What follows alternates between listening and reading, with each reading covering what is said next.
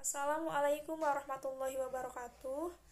Perkenalkan, kami dari kelompok 6 yang beranggotakan saya sendiri, Sevina Trimurtiana, dan teman saya Lulu Aslia. Kami di sini akan menjelaskan tentang kekuatan sosial, politik, ekonomi, agama Hindu, aliran keagamaan Hindu, dan relasi atau hubungan antara Islam dan Hindu di dunia, di Indonesia maupun di Kabupaten Banyumas. Yang pertama ada kekuatan sosial agama Hindu. Agama merupakan salah satu kekuatan sosial paling signifikan di dunia, dengan kenyataan bahwa sejarah dan warisan yang panjang, serta kenyataan bahwa agama-agama besar dianut oleh umat dengan populasi yang sangat besar. Maka agama memainkan peranan sangat penting dalam kehidupan sosial. Oleh karena itu, ajaran agama perlu diperhatikan secara serius. Kerendahan hati untuk mengevaluasi diri dan mengkritisi ajarannya agar menampilkan nilai-nilai yang universal dan membentuk cara pandang yang mulia merupakan harapan yang digantungkan dunia kepada para pemimpin agama dan para penganutnya. Yang kedua ada kekuatan politik agama Hindu. Relasi politik dan agama menjadi keniscayaan dalam peradaban manusia. Tanpa politik, ajaran agama tidak dapat dilaksanakan dengan sebaik-baiknya. Begitu pula sebaliknya. Tanpa agama, politik rentan mengalami degradasi dan menjauhkan masyarakat dari tujuan hidupnya. Sejarah politik agama Hindu menunjukkan relasi yang kuat antara aktivitas politik dengan perkembangan keagamaan dan kebudayaan masyarakatnya. Pelaksanaan upacara keagamaan, misalnya seperti Rajasuya, Vajapeya, dan Aswameda, sebagai ritual kenegaraan, bukan saja menunjukkan kekuasaan seorang raja, melainkan juga ketaatan mereka terhadap ajaran agamanya. Kedudukan literatur keagamaan sebagai literatur politik juga sekaligus menegaskan pentingnya spirit keagamaan dalam pembangunan politik Hindu. Yang ketiga ada kekuatan ekonomi agama Hindu. Dalam jejak ekonomi muncul dua hal yang dapat dipelajari, yaitu mata pencaharian dan perdagangan yang terjadi. Mata pencaharian masyarakat Hindu di Indonesia misalnya, untuk memenuhi kebutuhan hidupnya adalah sebagai pegawai kerajaan, petani, pengrajin, pedagang, nelayan, dan lain-lain. Jalur sungai memiliki peranan yang besar dalam perdagangan.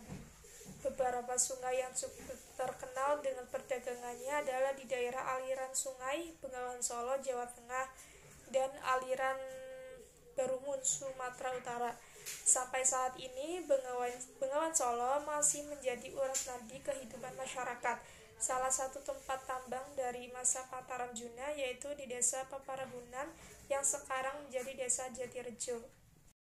Baik, saya akan melanjutkan materi berikutnya tentang aliran keagamaan Hindu. Hindu seringkali dianggap sebagai agama yang beraliran politeisme karena memuja banyak dewa. Dalam agama Hindu, dewa bukanlah Tuhan tersendiri. Menurut umat Hindu, Tuhan itu Maha Esa dan tidak ada duanya. Aliran dalam agama Hindu ada 4, yakni yang pertama ada aliran Vaishnava. Aliran ini memuja Wisnu sebagai dewa pemelihara. Yang kedua ada aliran Saiwa. Aliran ini memuja Siwa sebagai dewa. Kemudian ada aliran Sakta. Aliran ini memuja Sakti atau Dewi. Dan yang keempat ada aliran Smarta. Aliran ini memuja lebih dari satu dewa, yakni dewa yang disembah meliputi Dewa Siwa, Dewa Sakti, Dewa Ganesha, dan Dewa Surya. Dalam agama Hindu ada 5 keyakinan dan kepercayaan yang sering disebut dengan Pancasrada. 5 keyakinan tersebut yakni yang pertama ada Wudi Tattwa, yaitu percaya bahwa Tuhan yang Maha Esa dan segala aspeknya. Kemudian ada Atma Tattwa, percaya dengan adanya jiwa dalam setiap makhluk. Yang ketiga Karma Pala Tattwa, percaya dengan adanya hukum sebab akibat dalam setiap perbuatan.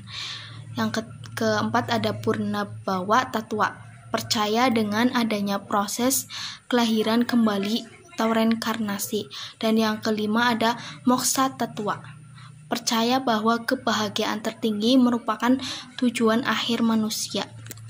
Kemudian ada relasi antara Islam dan Hindu. Faktor kebersamaan dan saling memiliki adalah kunci dan relasi yang kedua agama ini saling bangun.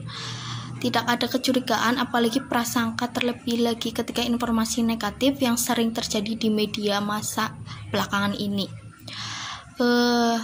Pada saat perayaan Maulid Nabi misalnya, ketika umat Islam melakukan perayaan besar di daerah, umat Islam melakukan pemotongan sapi, kemudian kambing yang diberikan kepada mereka adalah anak yatim dan semua warga, tanpa memandang ras, agama, dan lain sebagainya. Kemudian dalam kesempatan tersebut, komunitas umat Islam juga memberikan warga Hindu yang beragama Islam.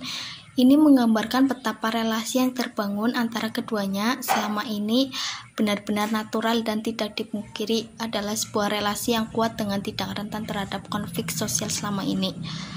Kerjasama persaudaraan terbangun karena mereka sama-sama memiliki kepercayaan untuk saling menguatkan relasi yang ada. Kepercayaan yang ada akan memperkuat kerjasama dalam jaringan organisasi apapun yang dibentuknya di masyarakat. Demikian yang dapat kelompok 6 sampaikan, kurang lebihnya mohon maaf. Wassalamualaikum warahmatullahi wabarakatuh.